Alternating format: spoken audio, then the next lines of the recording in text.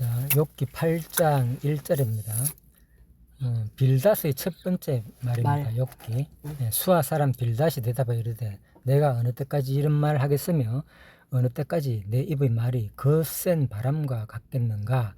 하나님이 어찌 정의를 굳게 하시겠으며 전능하신 이가 어찌 공의를 굳게 하시겠는가.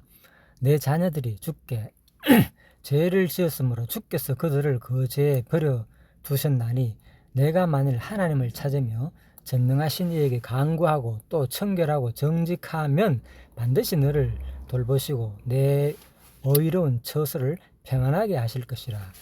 7절 내 시작은 미약하였으나 내 나중은 심히 장다리라. 자, 욥기에서 가장 많은 사람들이 오해하는 부분이 바로 이 구절이죠. 왜 그런가 하면요, 욥기 요 8장 7절에서 이것은 분명히 빌닷이 하는 말인데 욥과의 대화 가운데서 욥기의 큰 흐름은 간단합니다. 친구들, 내 친구들과 소발, 빌닷, 엘리바스, 엘리후의 내 친구들과 대화를 하면서 결국은 신학적인 논쟁이거든요, 욥은. 그런데 어떤 논쟁이냐? 간단합니다. 죄 때문에 네가 지금 욥이 이 벌을 받는 하나님 앞에, 아니면 죄와 상관없이 하나님의 어떤 절대적인 주권과 자기의 뜻을 드러내기 위해서 욥을 시험한다든가, 그런 하나님의 그 섭리 가운데서 일어나는 일이냐, 그 부분이거든요. 그런데 그래서 지금도 보면은 이게 결국은 인간의 이제 행위에 따라 가지고 심판을 하느냐, 아니면은 하나님의 작정 예정 섭리에 따른 부분이나, 이 문제에 대한 얘기거든 결국은. 그래서 제가 이 부분 많이 드렸잖아요. 성경이 가장 어려운 부분이 바로 이런 점이 많다고. 성경에 보면, 그죠? 인간 행위에 따라 가지고 심판한다는 내용도 있고, 또 하나님의 작정 섭리 예정에 의해 가지고 되지 않는 일 하나도 없는 것처럼 설명하는 내용이 있고, 그러다 보니까 사람들은 항상 어느 쪽을 택하느냐, 주로 인간 행위에 따라가 심판하는 하나님으로 나타나는 부분이 성경 구약 내용의 대부분이 그렇게 돼 있으니까 주로 하나님의 작정 예정 섭리보다는 주로 인간적인 관점에서 이제 성경을 해석하는 경향이 많다는 거죠. 그런데 욥기에서는 바로 그것이 아니다. 인간의 죄와는 상관없이도 하나님께서, 그죠? 벌을 주시고, 벌이 아니죠. 죄와 상관이 있을 때는 이제 벌이고 징계가 되지만은, 죄와 상관없이 주는 것은 뭐라고 표현하는가 하면 벌이나 징계가 아니라 하나님의 시련, 연단, 이렇게 표현하는 게 정확하겠죠. 자, 그래서 그런데 많은 사람들이 이 부분 욥기 이제 8장 7절에서 내 시작은 미약하였으나 네 나중은 심히 창대하리라. 그래서 욥기 이 신학적인 배경도 모르고 모르는 상태에 있다 보니까 이런 내용을 주로 이제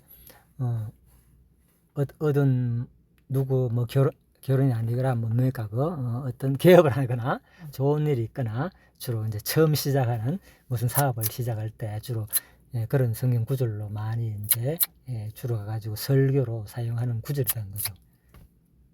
그러니까 이게 얼마나 황당한 얘기입니까, 사실은. 그죠? 지금 내용은 금방 얘기했죠. 신학적인 이 욥기의 배경을 모르는 상태에서 하다 보니까 이 구절을 자기가 뭔가 하고자 하는 이 사람한테 위로와 어떤 나쁜 건 아니죠. 이 내용 자체가 좋기 때문에 위로와 좋은 뜻으로 이제 말하기 위해서 하는데, 적어도 이제 이런 배경을 아는 사람이라면 쉽게 그것을 그렇게 설명을 못 하는 거죠. 차라리 이 성경 구절 말고 그냥 기도로서 내 마음적으로 그냥 참 처음에 다 누구나 할 것 없이 다 처음에는 미약합니다. 다 처음에 가진 것 없이 작은 자본으로 시작했지만은 또 이렇게 열심히 하나님을 의지하고 당신이 살다 보면 하나님 뜻이라면, 그죠? 또 열심히 노력하면은 하나님께서 당신을 창대케 하리라. 나는 이렇게 믿습니다. 얼마나 좋아요. 그렇게 얘기해버리면은. 근데 그렇게 얘기를 안 하고 이 성경 구절을 들어가지고, 그죠? 내 시작은 미약하으나 내 나중은 심히 창대할 것입니다. 이런 식으로 이제 건면하고 위로하고 설교해 주는 게 보통 이제 신방이나 가가지고 설교 부분에서 한다는 거죠. 자, 그래서 그렇다면 이 내용은 구체적인 내용은 뭐냐? 읽은 대로, 그죠? 수아사람 빌닷은 말하기는 보시오. 네가 욥을 말하는 거잖아요, 그죠? 네가 어느 때까지 이런 말을 하겠으며, 욥은 계속 반발을 하는 거야, 친구들한테. 네가 쟤 때문에 지금 이렇게 망했으니까 한번 잘 생각해봐, 이거거든, 친구들은. 그래서 네가 회개하고 다시 하나님께 잘못을 고하고 자식들이 범죄하였거나 네가 범죄하였거나 그런 것을 돌이키면은 네가 다시 돌이켜가지고 하나님께서 복을 줄 것이다. 원상 회복시켜 줄 것이다. 이런 내용을 계속 얘기하는데 친구들이 전부 다 하나같이 그 중에 빌닷도 결국은 그 말을 하고자 하는 거예요. 그죠? 네가 어느 때까지 이런 말 하겠으면 어느 때까지 내 입의 말이 거센 바람과 같겠는가. 하나님이 어찌 3절에 정의를 굳게 하겠으며 전능하시니까 어찌 공의를 굳게 하겠느냐. 그죠? 일반 상식이잖아요. 그죠? 잘못에 따라 가지고 심판하시는 거. 인광보의 하나님.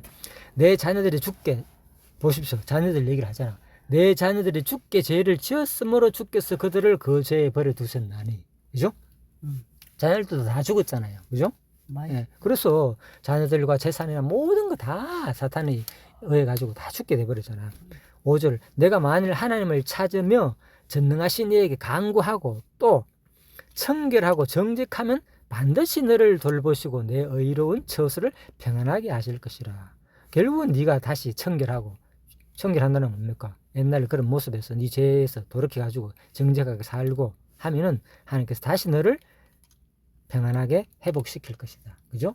그래서 지금 그렇죠. 그래서 지금 네가 지금 이런 미약한 이런 상태, 어려운 상태 있지만은 7절에 내 나중은 심히 장다하게 될 것이라는 빌닷의 아주 그죠? 신학적인 잘못된 이야기다는 거죠. 그죠? 그래서 마지막 이건 왜 그러면 잘못됐느냐? 마지막에 하나님께서 욥의 말이 맞다고 판결해 주잖아요. 그죠? 마지막에. 그래서 이제 분명히 우리가 이것을 정립할 수 있죠. 그래서 욥기가 어려운 부분이 바로 이런 부분이에요. 그리고 또 하나 더 추가한다면은 이건 욥기에서 말하는 많은 사람들이 잘못 인용하고 있는 대표적인 구절 중에서 하나이기도 하고, 그렇다면 욥기에서 보면 뒷부분에 갑자기 하나님은 이제 심판하실 때 마지막 뒷부분에 가면 이런 내용을 하거든요. 전능하신 하나님을 얘기해요. 갑자기. 그죠? 그래 네가 잘못됐고 욥이 맞다 이렇게 딱 꼬집어가 얘기를 하는 것이 아니라 설명을 하나님 자신을 설명하는데, 그죠? 갑자기 뭐 자기 능력을 막 얘기해. 네가 지금 태어날 때 사자가 울부짖을 때 그 먹이를 준 자가 누구인지 아느냐? 까마귀가 그죠? 할 때 먹이를 준 자가 누구인지 아느냐? 그들이 어떻게 태어나고 어떻게 알을 놓고 목소리가 그죠? 어떻게 기르고 뭐 오만 그 동물들의 그 출생 과정과 삶의 얘기를 하면서 그들이 어떻게 생명을 유지하고 어떻게 사는지를 네가 아느냐고 얘기하니까 욥이 더 입을 다물어 버는 거예요. 그죠? 그래서 나중에는 다 뭐 욥이고 간에 잘난 욥이나 친구들이나 결국은 다 입을 다물게 만드는 거죠. 그래서 너희들은 지금 잘못에 의해 가지고 하나님께서 하나님이 거기에 반응해가지고, 그죠? 거기에 반응해가지고 복을 주거나 벌을 주는 그런 단순한, 그죠? 너희들한테 속해가지고 단순한 그런 분이 아니다. 나는 이렇게 너희들이 상상도 못하고 생각도 못할 만큼 나는 뭐 전지전능한 이 우주를 다 주관하고 다스리고, 내가 그걸 다 돌보는 그런 하나님의 엄청난 전지전능성을 하나님의 그죠? 능력을 알려줌으로 말미암아서 결론을 오히려 맺는다는 거죠. 욥기에서는. 그래서 욥기에서의 단순한 주제가 신학적 논쟁. 죄 때문에 욥이 벌을 받느냐, 그죠? 아니면 하나님의 작정 섭리에 의해 가지고, 그죠? 인간의 행위에 따라 가지고 심판하는 것이 아니라 하나님 섭리 가운데서 그죠? 시름과 연단을 또 주기도 하고 그런 하나님으로 드러나는 것이 욥인데, 하나님의 답변은 그래 욥의 말이 맞다. 죄 때문에 욥은 지금 고난 당하는 것이 아니다고 간단하게 얘기할 수도 있는데 그렇게 하나님은 결론을 내리시지 않는다는 거죠. 물론 욥의 친구의 말을 욥의 손을 들어줬지만 그죠? 욥기가. 그런데 그 결론은 금방 뭐라고요? 그런 하나님을 알려주기보다는 마지막에 자기 자신이 그죠? 어떤 분이란 거, 어마어마한 하나님, 너희들이 상상도 못하고 너희들이 알지 못할 만큼 나는 뭐 너무나도 전지 모든 것을 다 알고 모든 것을 능하는, 그죠? 그런 분임을 이제 욥기를 통해서 알려주는 거죠. 그렇다면 이게 무슨 의미가 있느냐, 우리한테는. 사산 어떤 우리들의 관점 뭡니까? 사산 문제 하나 해결하기 위해서 우리는 결국은 삶을 살고 있잖아요. 어려움을 닥치고 하면 하나님 나에게 왜 어려움을 줬을까? 그죠? 이 죄 때문이니까 벗어날까? 이러면 벗어날까? 저러면 벗어날까? 아니면 누구 원인은 무엇이 있을까? 우리가 보통 고민하는 게 이런 문제에 의해 가지고 우리 삶을 유지하고 있잖아요. 거의 대부분이. 그죠? 그 해결하기 위해서 어려운 문제가 닥치면은. 그런데 하나님의 그 답변은 그걸 직접적으로 우리 인간이 이상 할 수 없는 거고, 욥 친구들이나 욥도 마찬가지지만은 하나님의 답변은 삶을 그런 시야로 가지지 말고, 그죠? 전 우주적인 포괄적인 세계관을 가지고 이 세상을 바라보라는 거예요. 바로 뭐 이 세상을 주관하고 모든 섭리를 다스리고 하시는 분은 이렇게 너희들이 알지 못하는 것까지 모든 것을 주관하고, 동물들의 예를 통해서, 그죠?